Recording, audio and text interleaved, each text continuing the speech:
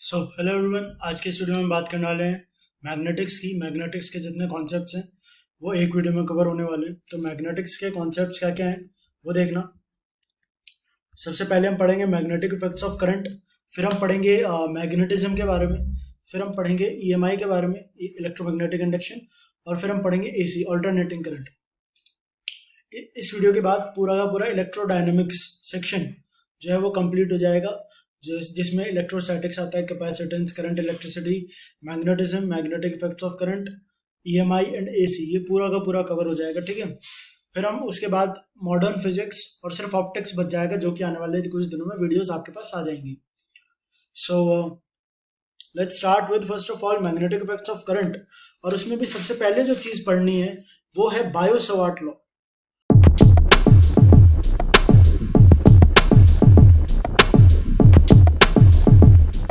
तो let's start with Biot Savart law.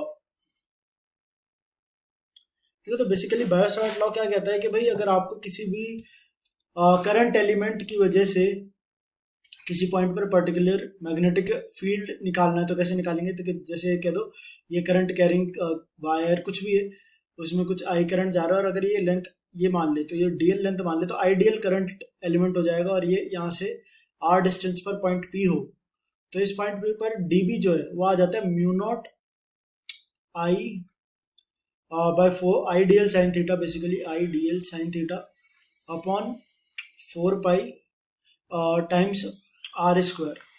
But अगर हम वेक्टोरियली बात करें तो डी बी वैक्टर जो है उसको लिखा जा सकता है म्यू नॉट अपॉन 4 पाई और I D L sine theta divided by R square times R cap. ठीक है, इससे आर कैप जो है रेडियल डायरेक्शन वेक्टर हो जाएगा। ठीक है, तो ये हो गया बायो सवार्ट लॉ। अब पढ़ते हैं कि magnetic field due to straight current carrying wire, straight current carrying wire.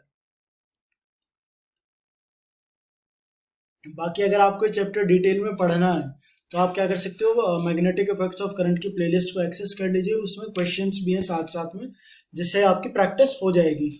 तो ये अगर मेरा इनफाइनाइट लेंथ की बात नहीं करते हैं, हम एक फिक्स लेंथ की बात करते हैं कि ये एक स्ट्रेट वायर है। ठीक है, लड़े से कुछ लेंथ है इसकी, इसमें का आई करंट जा रहा है। तो यहाँ से अगर मैं कहूँ कि किसी भी पॉइंट डी डिस्टेंस पर पॉइंट पी है, इस पॉइंट पर मैग्नेटिक फील्ड कितना होगा वो निकालना है हमको। तो वो कैसे निकालेंगे, हम सबसे पहले दो एंगल्स अज्यूम करेंगे। इस केस में एंगल्स का डायरेक्शन बहुत अच्छे से याद कर लेना, क्योंकि अगर एंगल गलत ले लिया तो आंसर गलत आ जाएगा। तो एक एंगल ये जो है इसको मान लो आप θ1, और ये जो एंगल है इसको मान लो θ2।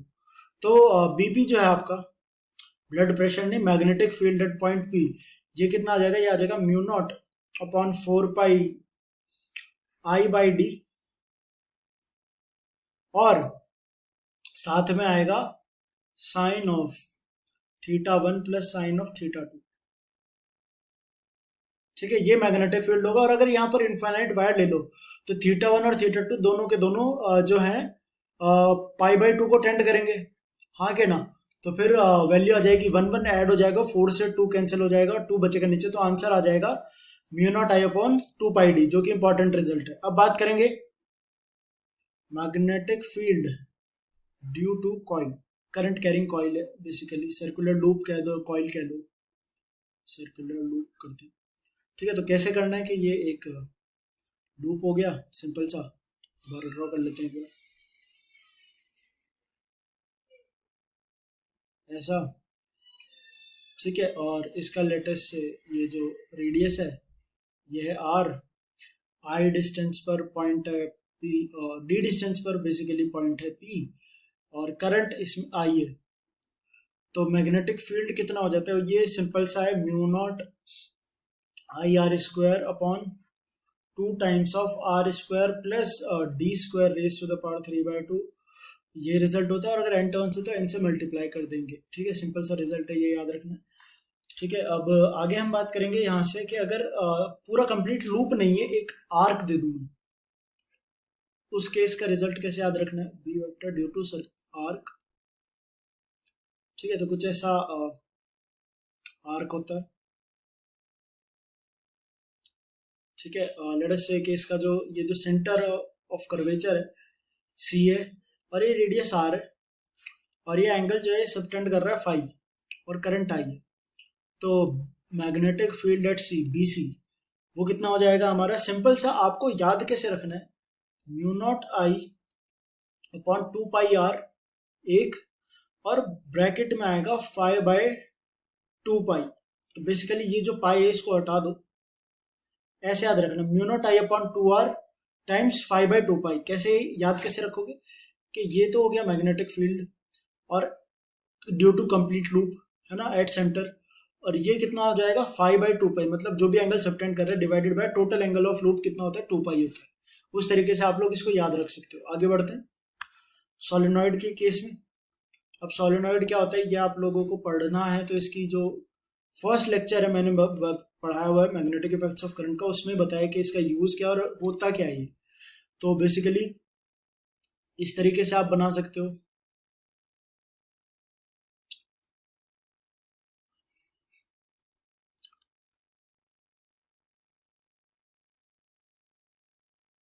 ये लेटेस्ट से कुछ सोलेनॉइड है, ऐसे आई करंट फ्लो हो रहा है, और लेटेस्ट से एन टर्न्स।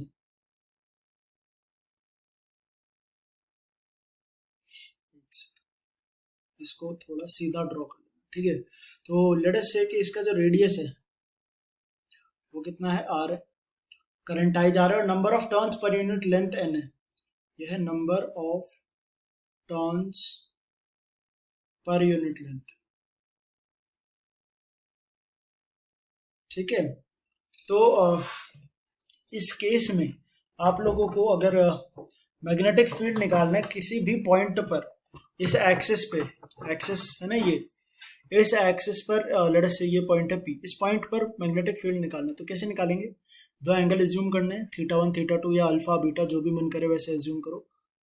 एक तो होगा ये, और दोनों एंड्स जो है ना इनको ज्वाइन कर दो।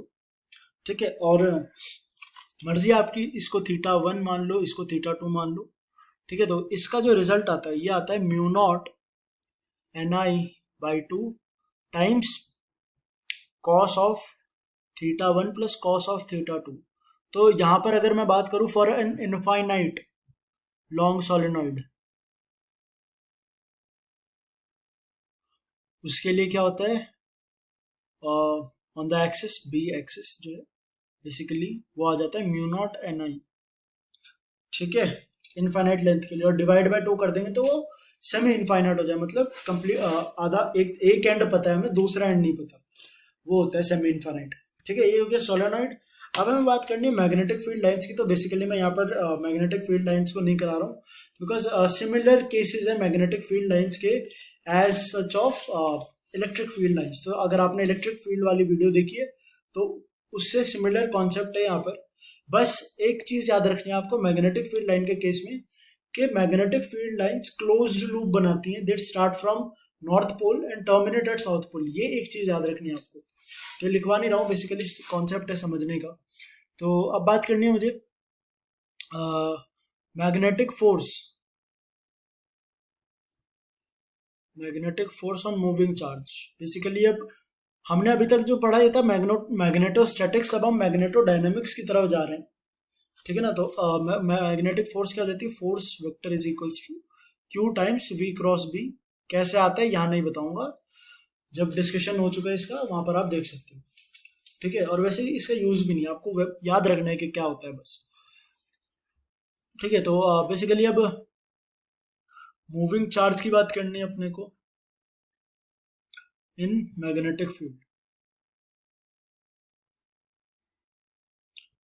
तो इसके लिए आप एक सबसे पहले तो मैग्नेटिक फील्ड रीजन अज्यूम कर लो।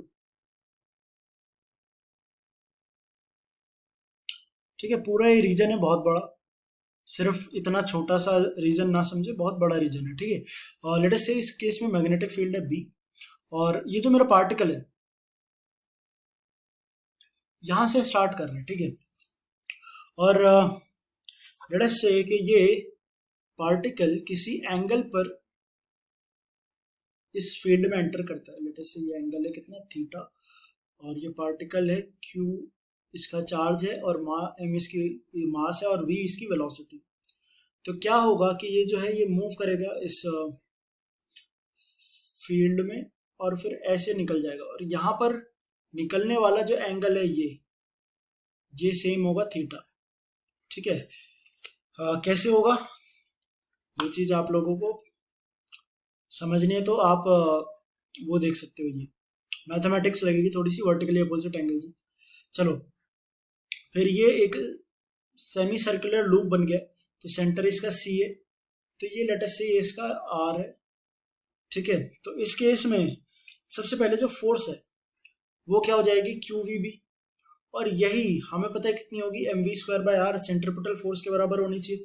तो यहाँ से मेरे पास एक इंपॉर्टेंट चीज आती है कि आर जो कि इसका रेडियस ऑफ कर्वेचर है वो आता है M V by Q B, ठीक है। और यहाँ से मैं टाइम पीरियड निकाल सकता हूँ, 2πr/v, बेसिकली 2π/ω, और फ्रीक्वेंसी आ जाएगा 1/t, ठीक है। तो ये बेसिक सी चीज थी। इंपॉर्टेंट चीज जो अभी पढ़नी है वो है कि अगर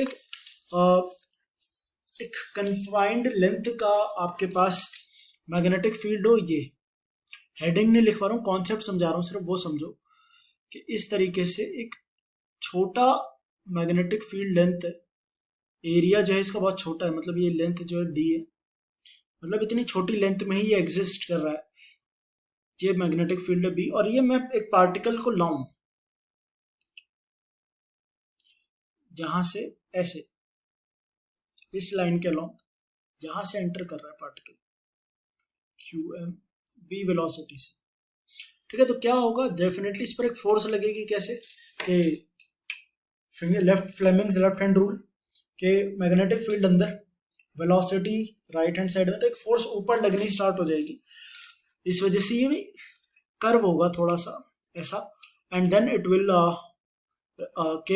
कम out of the magnetic field, okay. और लेट अस से ये एंगल जो है वो कितना है, थीटा है, कि थीटा डिग्री पर बेंड हो गया, ओके। और इसका सेंटर कैसे आएगा कि जहां से निकल रहा है और जहां से एंटर हो रहा है उन दो पॉइंट से परपेंडिकुलर जहां पर मिल जाए वो सेंटर आ जाएगा आपका।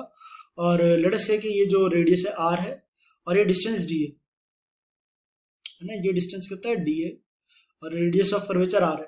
तो यहाँ पर इंपॉर्टेंट चीज आती है कि भैया साइन थीटा एक जो ये वैल्यू आ रही है ये कितना आ जाएगा, सिंपल सी चीज है, थीटा है तो ये एंगल इतना हो जाएगा 90 डिग्री, ये हो जाएगा 90 माइनस थीटा, तो 90 माइनस थीटा, तो ये थीटा, तो साइन थीटा कितना हो गया डी बाई आर, ठीक है। और थीटा यहाँ से आ जाएगा sine inverse D by R, ठीक है, सिंपल सी चीज। अब बात करें कि इस पूरे सेगमेंट में ये कितने टाइम के लिए रहा, वो कैसे निकालोगे, वो आ जाएगा M by Q B and times sine of theta, that is basically theta होगा तो sine inverse D by R, simple. तो ये हो गया टोटल टाइम। कैसे निकाला कि देखो पूरे लूप में टाइम पीरियड लगता है इसको थीटा, 2 पाई एंगल को कवर करने में, पाई एंगल को कवर करने में टी लग रहा है, तो टी को कवर करने के लिए पाई लग रहा है, तो एक यूनिट टाइम के लिए पाई बाई टी, और फिर यहाँ से अगर टी के लिए निकालना तो हो जाएगा टी बाई टी, और इस तरीके से आप कैलकुलेट कर सकते हो, ठीक। चलो ये तो यूनिटरी मेथड है, बचपन में भी पढ़ा होगा आपने।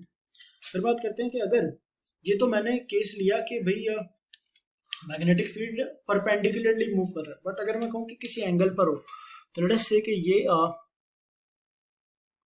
मैग्नेटिक फील्ड है, यूनिफॉर्म मैग्नेटिक फील्ड है, थोड़ी लाइन हल्की सी फर्स्ट लाइन टेढ़ी बन गई, ये मैग्नेटिक फील्ड है, यूनिफॉर्म है, लिख देता हूँ यूनिफॉर्म। और यहाँ पर मेरा एक पार्टिकल है यहाँ पर जो कि किसी एंगल पर मूव कर रहा है, ये वेलोसिटी है इसकी, कितना एंगल पर, थीटा एंगल पर। तो इस केस में ये क्या होगा, ये आपका मोशन करेगा कुछ इस तरीके से, हेलिक्स पाथ बनाएगा कुछ इस तरीके से, तो रुक जाओ कलर चेंज करने दो, ऐसा जाएगा इसका मोशन, ठीक है, तो ये हो गया इसका रेडियस और ये हो गया इसका कुछ पिच। पिच मतलब distance between two consecutive helix, ठीक है ना। तो ये हो गया पिच। तो बेसिकली यहाँ पर जो आर की वैल्यू आती है वो तो सिंपली कितनी होती है, M V perpendicular by Q B, ठीक है। वी परपेंडिकुलर कितना हो जाएगा, वी साइन थीटा, तो हो जाएगा M V sine theta by Q B. और जो पिच है, पिच क्या होता है, पिच को समझने के लिए हम जाएंगे रेंज के कॉन्सेप्ट पर। रेंज कहां पर पढ़ी थी हमने, प्रोजेक्टाइल मोशन में रेंज जो पढ़ी थी वो कितनी होती है, वी पैरेलल, या मतलब v x, v parallel times time of flight. तो ये कितना हो जाएगा, v parallel v cos theta, और टाइम ऑफ फ्लाइट कितना हो जाएगा इसका, 2 pi M by Q B. Simple. इस तरीके से पिच निकालोगे। पिच का कॉन्सेप्ट याद रखो, फॉर्मूला याद मत रखना यहाँ पर, क्योंकि क्वेश्चंस कभी भी बदले जा सकते हैं, वहां पर फिर कॉन्सेप्ट काम में आएंगे, ठीक है। फिर बात करें कि एक लॉरेंट्ज फोर्स क्या होती है, यही बता देता हूँ। लॉरेंट्ज फोर्स, अब लॉरेंट्ज फोर्स वो होती है जिसमें एक ऐसे रीजन में पार्टिकल मूव करे जहां पर उस पर इलेक्ट्रिक फील्ड की वजह से भी फोर्स लगे और मैग्नेटिक फील्ड की वजह से भी फोर्स लगे। तो उस केस में जो फोर्स आ जाती है, आ जाता है Q E electric force plus Q V B. तो बेसिकली वी क्रॉस बी कर दो इसको, ठीक है। ये फोर्स होती है लॉरेंट्ज फोर्स, और कुछ नहीं इसमें। अब बात करनी है force on a current carrying wire, ठीक है। तो ये एक बहुत इंपॉर्टेंट चीज है, force on a current carrying wire. Notes में एकदम प्रॉपर हैंड रिटन नोट्स है बना रखे हैं, ये देखो अगर आपको दिख रहा है, ये प्रॉपर हैंड रिटन नोट्स है, ठीक है। इसमें हेडिंग वगैरह कॉन्सेप्ट सारे दिए हुए, तो आप लोग इसको रेफर कर लेना। हेडिंग बस ये लिखवा दी, आगे हेडिंग नहीं लिखवाऊंगा, कॉन्सेप्ट समझाते हुए चलते हैं, ठीक है। तो ये लेट अस सी, ये मेरा करंट कैरिंग वायर है, लेट अस से इसकी लेंथ है एल, और इसमें करंट जो है वो आई जा रहा है, और ये किसी मैग्नेटिक फील्ड में मूव कर रहा है, मैग्नेटिक फील्ड में जिसमें करंट फ्लो हो रहा है, लेट अस से मैग्नेटिक फील्ड है। तो इस पर जो फोर्स आएगी वो आती है I times L vector cross B vector, length है वेक्टर, ठीक है, ऐसे एल क्रॉस बी, सिंपल इस तरीके से याद रखना। और अगर मैं कहूं कि ये मेरा एक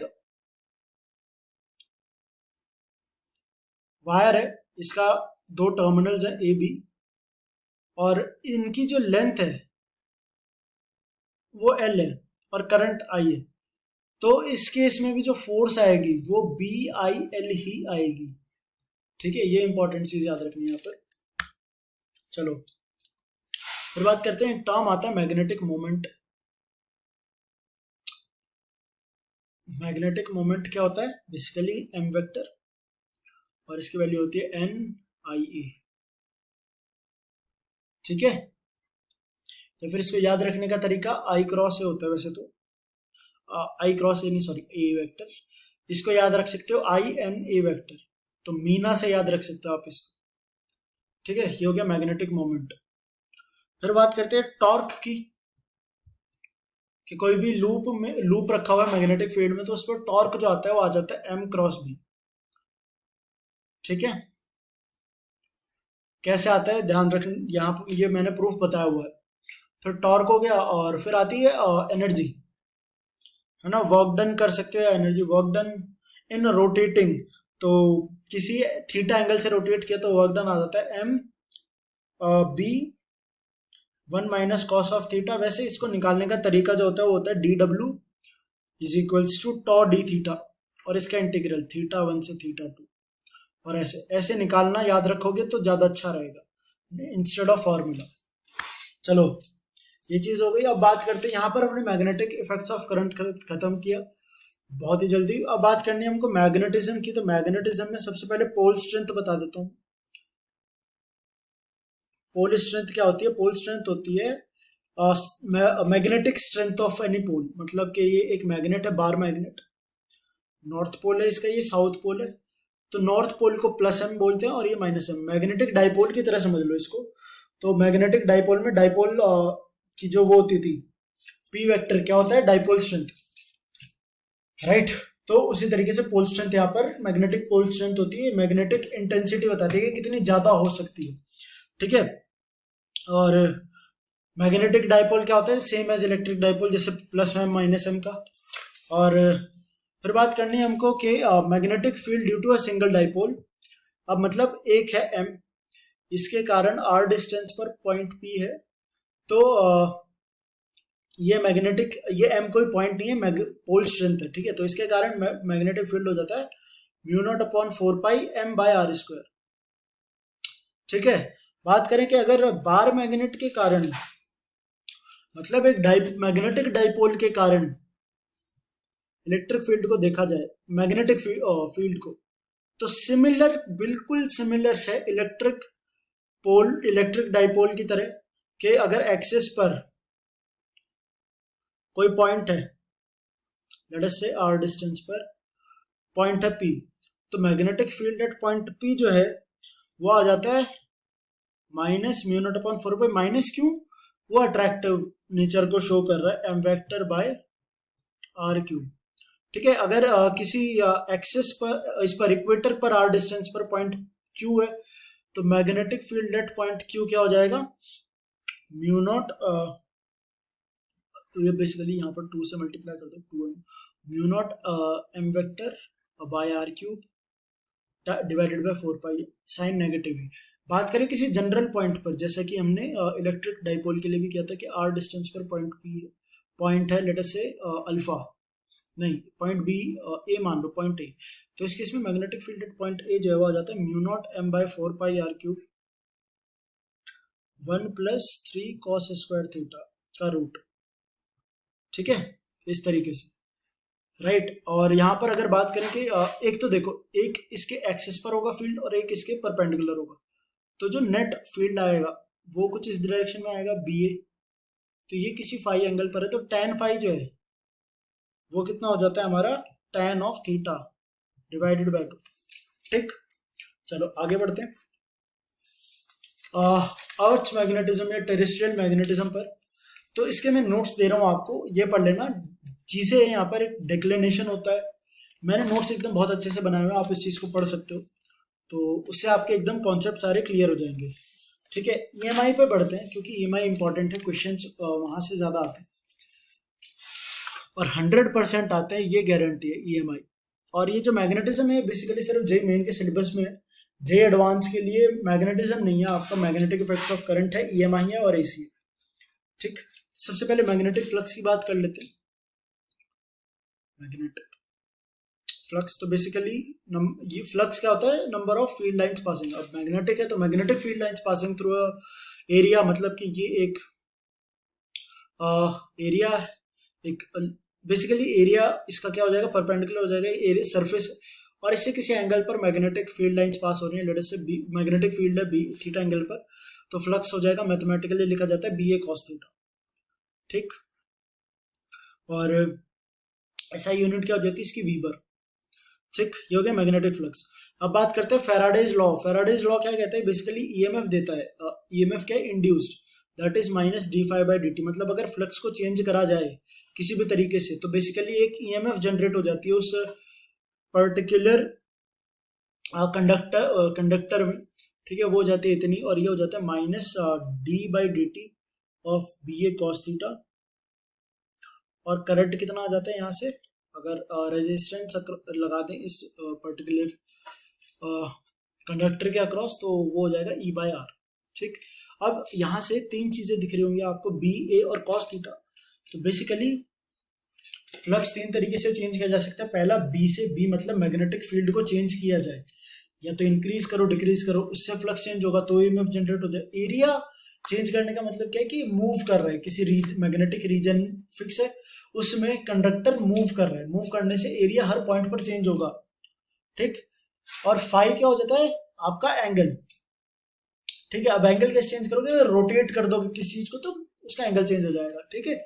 चलो और लेंस लॉ की बात करते हैं, तो लेंस लॉ में यही बता देता हूँ। लेंस लॉ क्या है, लेंस लॉ है, मैंने कंबाइन करके बता दिए, लेंस लॉ ये माइनस साइन, मतलब कि अगर आप फ्लक्स चेंज करोगे तो ईएमएफ उस तरीके से चेंज होगा कि इंड्यूस्ड ईएमएफ का जो नेचर है वो उस अपोजिट मैग्नेटिक फील्ड जनरेट करे, राइट। जिससे कि नेट इफेक्ट कम हो। मतलब कि अगर मैं किसी रीजन में मूव कराऊं किसी पर्टिकुलर ऑब्जेक्ट को, तो उसमें जो इंड्यूस्ड मैग्नेटिक फील्ड है उसका डायरेक्शन कुछ ऐसा हो कि वो नेट चेंज को क्या करे, अपोज करे, जो कि मैंने यहाँ नोट्स में दिया हुआ है। ठीक है, पढ़ लेना एक बार डेफिनेशन। अभी बात करते हैं किसकी, मोशनल ईएमएफ। इंपॉर्टेंट है बहुत ज्यादा, क्योंकि क्वेश्चन यहीं से आते हैं। तो देखो, सबसे पहले बात करनी है हमको for a rod which is moving translationally, मतलब ऐसे रीजन है, ठीक है, और ये रॉड है, लेट अस से एल लेंथ है, और ये वी वेलोसिटी से मूव कर रही है। ठीक है, तो इस केस में जो ईएमएफ जनरेट होगी वो आ जाती है कितनी, बीवीएल। कैसे आती है, और डिराइव कर लो फ्लक्स लिख करके और फ्लक्स चेंज करके। ठीक, अब बात करना है कि अगर रोटेट कर दें, ये तो ट्रांसलेशनल हो गया, अगर रोटेशन कर दें तो केस केस आ जाता है रोटेशन का। एक काम करता हूँ, अलग पेन से डिनोट करता हूँ।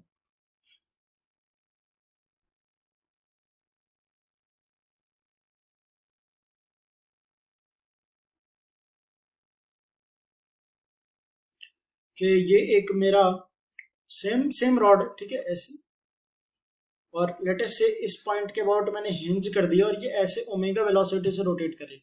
तो इस केस में जो मैग्नेटिक फील्ड आ जाता है वो आ जाता है half of B omega L square.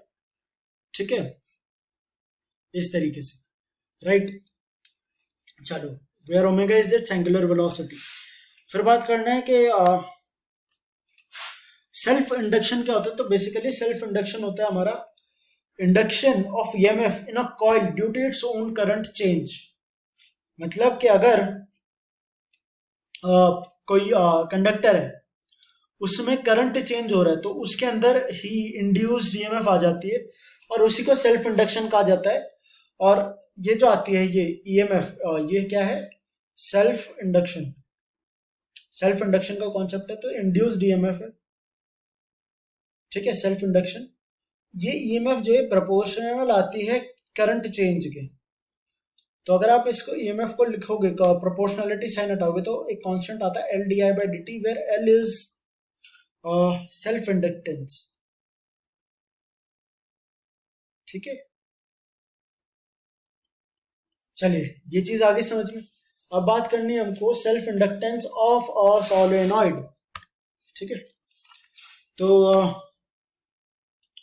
For solenoid यहां पर डायरेक्टली लिख देता हूं, फॉर सोलेनॉइड। तो बेसिकली ये सोलेनॉइड हो गया, ठीक, और ये आर इसका जो वो रेडियस है। अगर ए एरिया मान लो, तो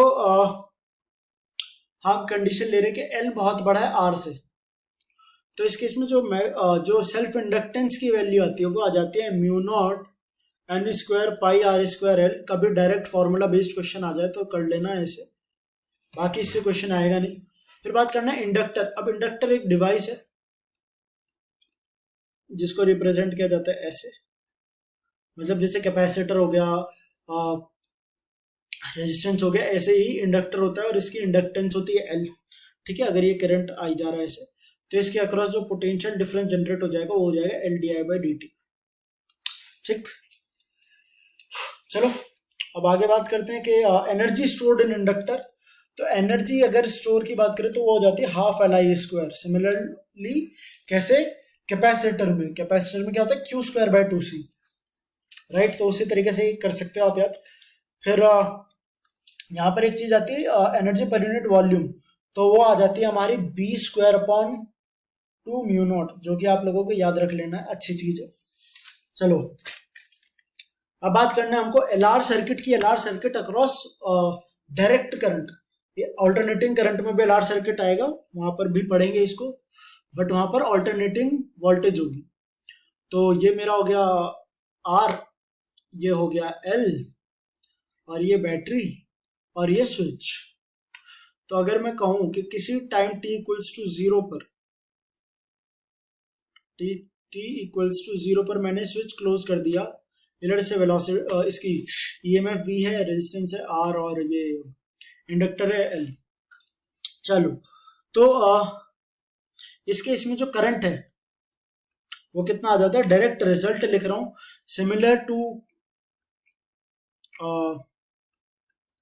what do we say, capacitance की आरसी सर्किट की करंट आ जाता है ऐसा, आई नॉट हो जाता है हमारा L basically V by R, और जो टी ये है टाउ, ये क्या है, टाइम कांस्टेंट है, और ये कितना होता है L by R. In case of RC circuit ये कितना होता है आरसी, यहाँ होता है एल बाय आर। ठीक, बाकी नोट्स में थोड़ी सी डिटेल में पढ़ाया हुआ है तो वहां पर आप पढ़ सकते हो और पढ़ना हो तो। फिर बात करेंगे डीके करंट की, ये तो था मेरा ग्रोथ करंट, ठीक है ना। बात करें डीके की, मतलब एक सिंपल रेजिस्टेंस है, इसके अक्रॉस मैंने इंडक्टर लगा दिया, ठीक है, और ये एल आर, और लेट अस से करंट आई फ्लो हो रहा है, तो इस केस में जो आपका डीके करंट है वो आ जाता है I not e to the power minus t by two. ठीक, बेसिक से इतनी चीज।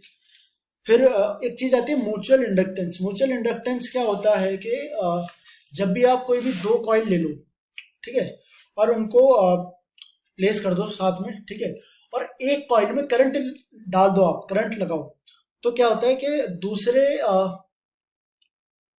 कॉइल में कुछ ना कुछ ईएमएफ जनरेट हो जाती है, और उसको म्यूचुअल इंडक्टेंस कहते हैं।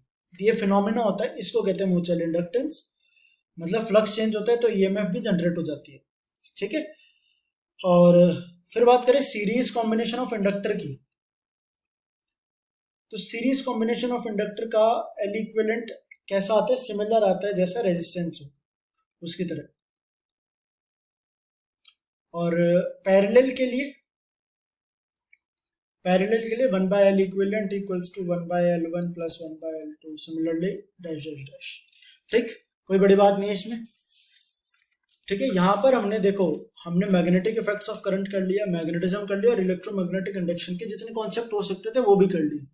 अब हमें बात करनी है ऑल्टरनेटिंग करंट की, और ये काफी इंपॉर्टेंट सेगमेंट है क्योंकि क्वेश्चन एसी से जरूर आता है, ठीक है। तो एसी में सबसे पहली तो चीज है कि भाई अगर मुझे एवरेज वैल्यू और आरएमएस वैल्यू निकालनी हो किसी भी चीज की, तो मैं यहाँ पर पहले एवरेज वैल्यू, तो आपको पता होगा क्या होता है, एवरेज कैसे निकालते हैं। लेट्स से सम क्वांटिटी है Q, इसका एवरेज आता है इंटीग्रल ऑफ लेटेस्ट से Q dt, right, divided by integral of D T, total time, right. इस तरीके से एवरेज निकलता है। और आरएमएस वैल्यू क्या होती है, लेट्स से Q आरएमएस, ये क्या होता है, ये होता है basically Q square D T divided by integral of D T, इस तरीके से, और इसका रूट बेसिकली, ठीक, इस तरीके से निकलता है। तो बात करें कि आई आर एम एस, तो बेसिकली अगर है हमारा I is equals to I not sine omega t, basically इस तरीके से वेरी करता है।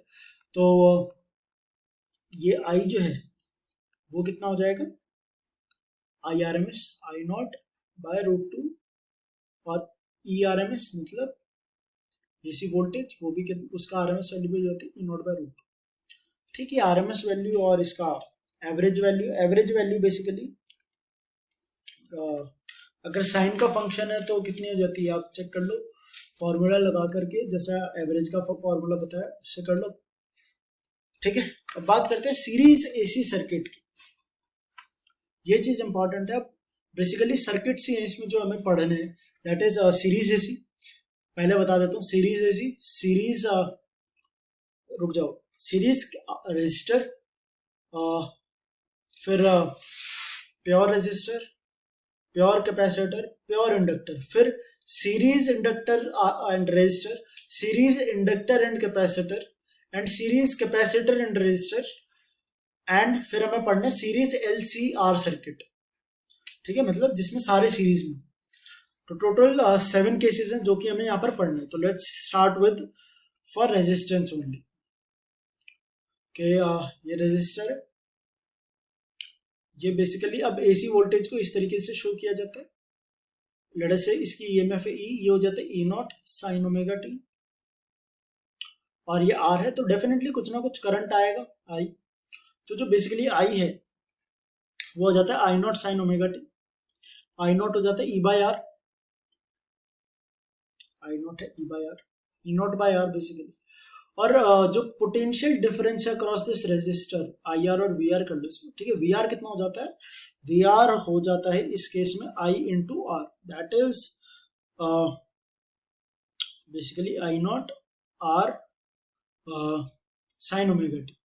तो यहां से आप देख सकते हो कि जो करंट है और पोटेंशियल है अक्रॉस द रेजिस्टर, दोनों के दोनों सेम फेज में, मतलब फेज डिफरेंस नहीं आ रहा है।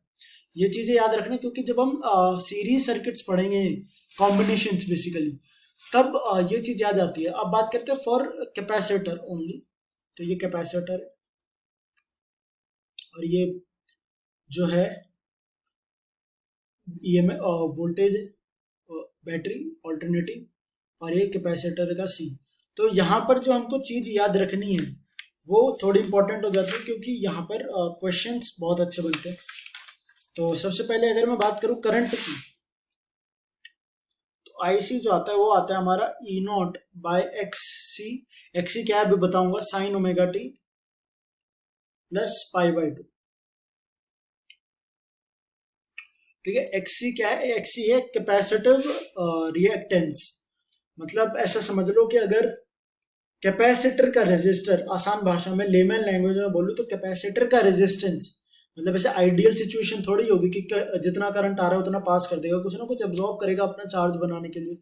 तो वो कैपेसिटिव रेजिस्टेंस मान लो, ठीक है, उसको एक्सी बोलते हैं। आसान भाषा में बोल रहा हूँ, टेक्निकली गलत है ये चीज, ठीक है। तो एक्सी होता है 1/ओमेगा सी, ठीक। और वीसी जो हो जाता है वो हो जाता है I not X C sine omega t plus pi sine omega t. Basically कैसे आता है, जब हम ऑल्टरनेटिंग करंट अच्छे से पढ़ेंगे डिटेल में तब बताऊंगा, अभी फॉर्मूला याद रखना। फिर बात करते हैं फॉर इंडक्टर ओनली, ठीक है। मतलब कि ये इंडक्टर है और इसको हमने ऑल्टरनेटिंग सोर्स के आगे कनेक्ट किया, तो ये बैटरी सोर्स हो गया और ये हो गया इंडक्टर है। तो इस केस में जो करंट है बेसिकली डेफिनेटली करंट फ्लो होगा। तो करंट है वो कितना हो जाता है, I not sine omega T. अब आई नॉट क्या है, वो है ई नॉट बाय, सॉरी, वो है ई नॉट बाय एक्स एल। और ये साइन ओमेगा टी नहीं है basically, sine omega minus cos कर लो इसको, माइनस कॉस ओमेगा टी, ठीक है। और इसकी वैल्यू आ जाती है कॉस ओमेगा टी। कैसे आती है आगे ध्यान रखना, माइनस, और वी जो है वी एल बेसिकली वो कितना हो जाता है, वी नॉट कितना हो जाएगा, आई नॉट इंटू एक्सएल, ठीक, into sine omega T minus pi by 2। या फिर आप क्या कर सकते हो, ये साइन हटा करके भी आप कर सकते हो। मैं एक सेकंड इरेज कर देता हूँ थोड़ा सा,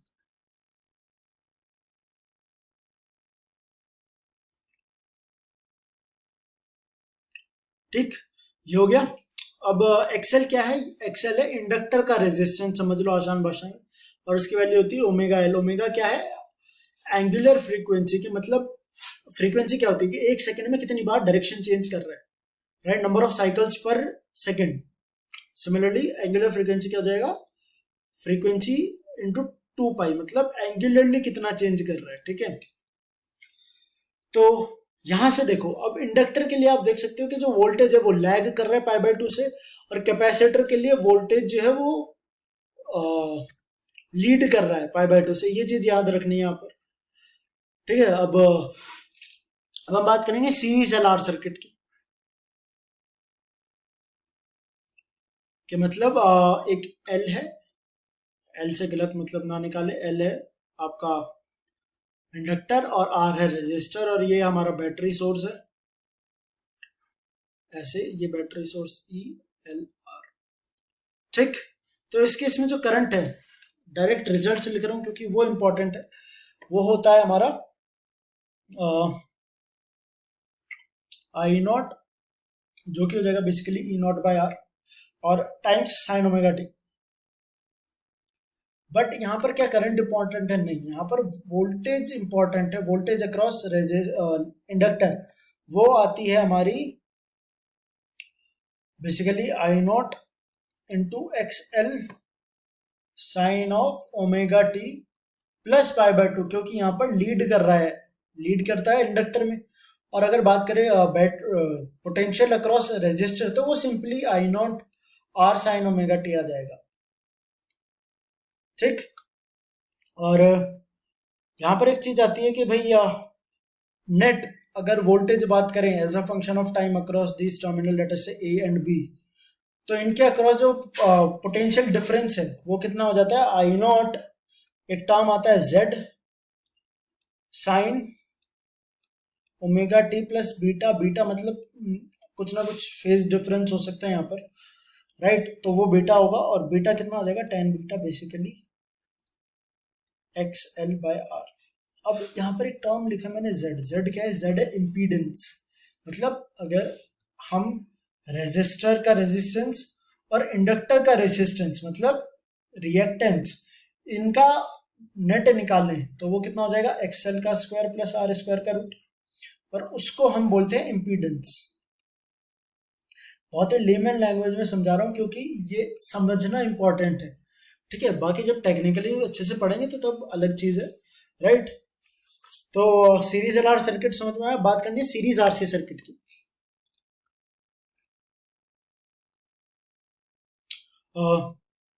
ये हो गया हमारा, सॉरी इंडक्टर क्यों बना दिया, ये हो गया रेजिस्टेंस, और ये होगा आपका कैपेसिटेंस।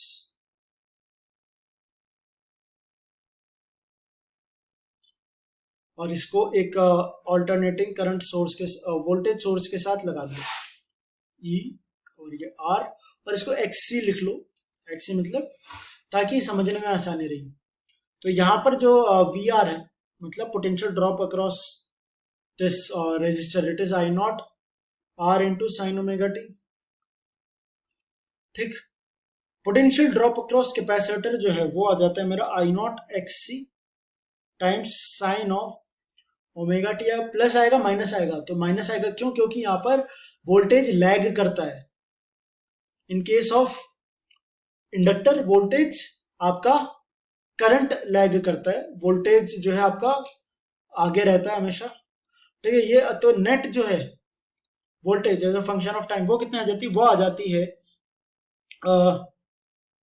एक second, I not divided by X C times sine of omega t plus beta, sorry X C नहीं जेड आएगा, एक second, I not into Z, Z similarly क्या हो जाएगा इस केस में, R square plus 1 by omega C का square, मतलब एक्स सी का स्क्वायर। ठीक, ये चीज हो गई। अब बात करेंगे सीरीज एलसी सर्किट की। तो एलसी ऑसिलेशंस नहीं है यहाँ पर, एलसी ऑसिलेशंस आगे आएंगी। तो अभी बात करनी है सीरीज एलसी सर्किट। तो क्या करना है, एक capacitor, inductor, voltage source,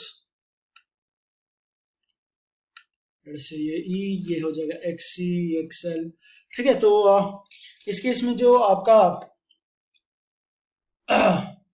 VC कितना हो जाएगा, बेसिकली लिख सकते हो ना अब आप, I not X C dash dash dash V L I not X L dash dash dash, ठीक है।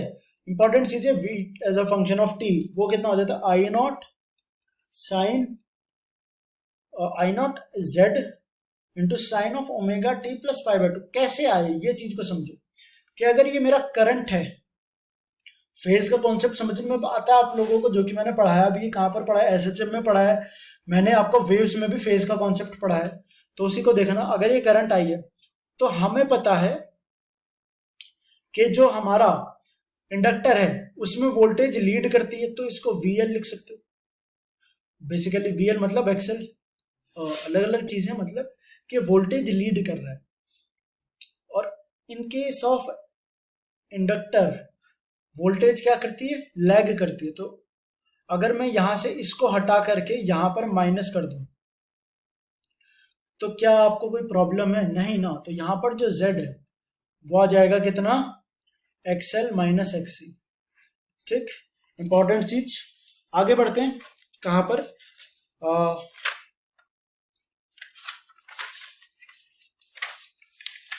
सीरीज एलसीआर सर्किट पर। क्यों? क्योंकि अब ये सबसे इंपॉर्टेंट सेगमेंट है, देखना।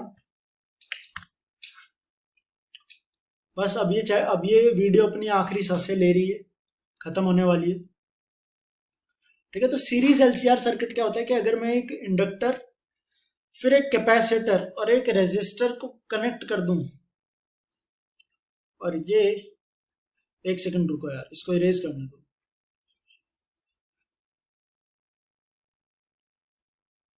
कि ये एक, अगर मैं लूं आपका कैपेसिटर, इंडक्टर और रेजिस्टर, और तीनों को एक voltage source, alternating voltage source के अक्रॉस लगा दूं, ये हो जाएगा एक्सी, एक्सएल, एक्सआर। तो यहाँ पर सिंपली जो वैल्यूज जब आप लिख सकते हो ना, अभी दो पढ़ चुके हम कि in case of resistor voltage same phase में, इंडक्टर वोल्टेज लीड कर रही है, in case of capacitor voltage lag कर रही है। तो इस केस में इंपॉर्टेंट है इंपीडेंस, वो आती है R square plus XL minus XC का होल स्क्वायर का रूट। ठीक, इस तरीके से निकलता है यहाँ पर इंपीडेंस। और एक पावर फैक्टर आता है कॉस फाई, वो होता है आर बाय जेड। ठीक है, चलिए अब बात करते हैं स्पेशल केसेस की, कि अगर जो हमारा रिएक्टेंस है इंडक्टर की वो ज्यादा है रिएक्टेंस ऑफ कैपेसिटर, तो हम सर्किट को बोलेंगे सर्किट इंडक्टिव है।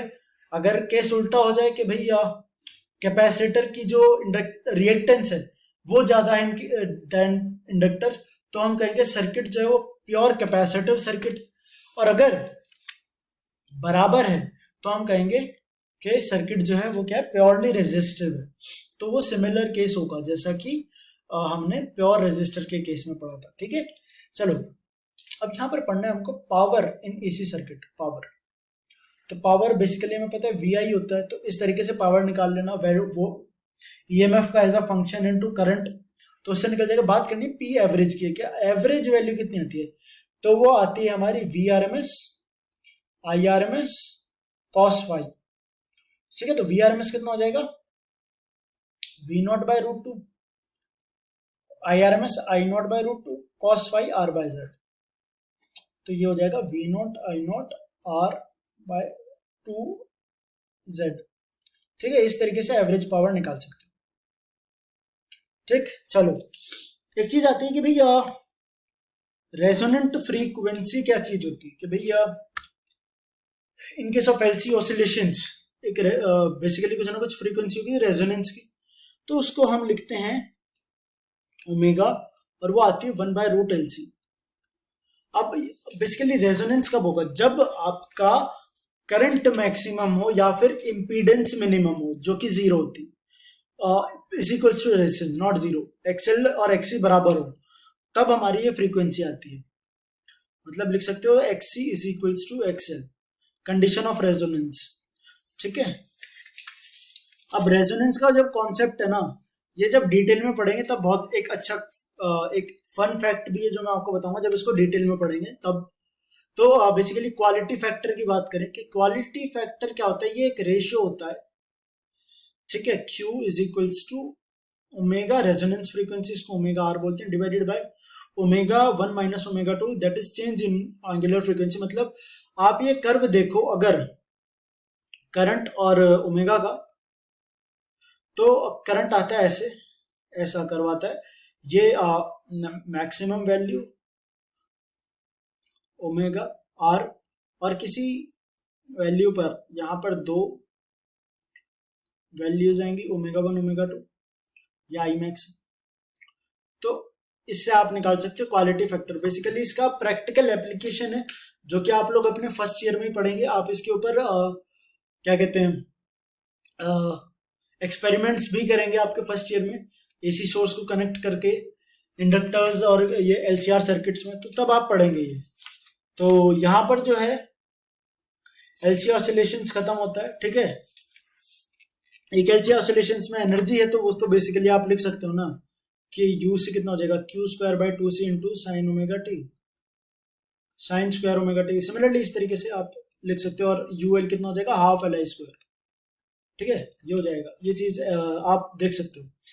तो यहाँ पर देखो विद इन 50 मिनट्स हमने पूरा मैग्नेटिक्स कवर किया, जितने कॉन्सेप्ट है सारे पढ़ाए गए हैं।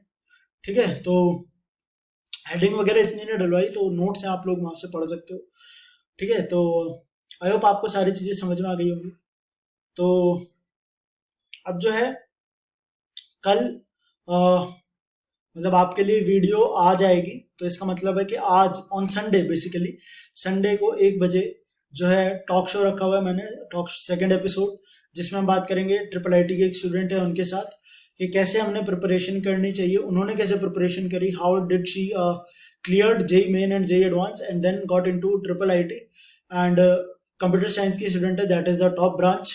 ओके, सो अगर आप लोगों को उस वीडियो में, उस टॉक शो में आना है, तो उसके लिए आप लोगों को फॉर्म दिया हुआ है मैंने डिस्क्रिप्शन में, तो फॉर्म को फिल कर देना, और उस फॉर्म को फिल करोगे आपके पास ईमेल, मैं आपको एक रिप्लाई में ईमेल दूंगा, और उस ईमेल में आपको मीटिंग का लिंक भी मिल जाएगा। सो आई होप यहाँ पर सारी चीज़ें क्लियर है। मैग्नेटिक्स खत्म हुआ तो हमारा एक मतलब मेजर सेगमेंट जो है आईआईटी के सिलेबस का वो खत्म होता है। मतलब हम पूरी मैकेनिक्स कर चुके हैं, हीट कर चुके हैं, वेव्स कर चुके हैं, इलेक्ट्रोडायनेमिक्स आज खत्म हो गया है। सिर्फ एक मॉडर्न फिजिक्स और ऑप्टिक्स चीज़ बचती है, जो कि आने वाली कुछ दिनों में आपके पास इनके भी वीडियोस आ जाएंगे। So I hope all your doubts are clear. कोई भी डाउट आता है तो प्लीज़ आप लोग नीचे डिस्क्रिप्शन में लिंक्स दे रखे हैं, अलग अलग मेथड्स हैं, आप टेलीग्राम चैनल को ज्वाइन कर ले, आप लोग कोरा लिंक दिया हुआ उसको जाकर के फॉलो कर लीजिए कोरा पेज पर, वहाँ पर आप क्वेश्चंस पोस्ट करेंगे तो और लोग जो भी हैं जिन्होंने ज्वाइन किया होगा वो डाउट सॉल्व कर देंगे, मैं डाउट सॉल्व कर दूंगा। सो सिमिलरली आपके लिए एक अच्छा प्लेटफॉर्म है। सो आई होप ये चीज़ें समझ में आ गई होंगी। कोई भी डाउट आता है तो आप लोग यूज़ कर सकते हो कोई भी मेथड, और ये कॉन्सेप्ट अच्छे से समझो, और फिर इसके बाद प्रीवियस ईयर जेईई मेन के क्वेश्चंस लगा लो, जो कि बहुत ईजी रहते हैं, कुछ हार्ड रहेगा नहीं उसमें। कुछ भी डाउट आता है वो पूछ सकते हो। ठीक है, तो I'll see you in the next video. Till then, adios amigos.